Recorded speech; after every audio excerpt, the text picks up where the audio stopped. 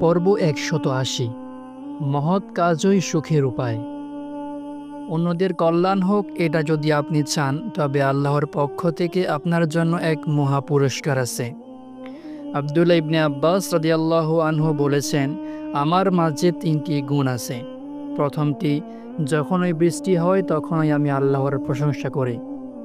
এই নিয়ামতের জন্য আমি খুশি হই, যদিও আমার কোনো উট নেই বা কোনো ছাগল বকরি নেই যা বৃষ্টি থেকে উৎপন্ন ঘাসকে উপকৃত হতে পারে।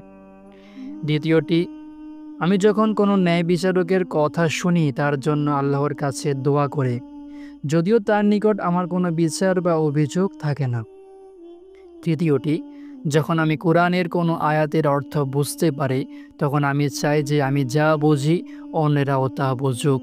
এসব কটি গুণই অন্যের কল্যাণের জন্য এক সত্যিকার আকাঙ্ক্ষার প্রতি ইঙ্গিত করে।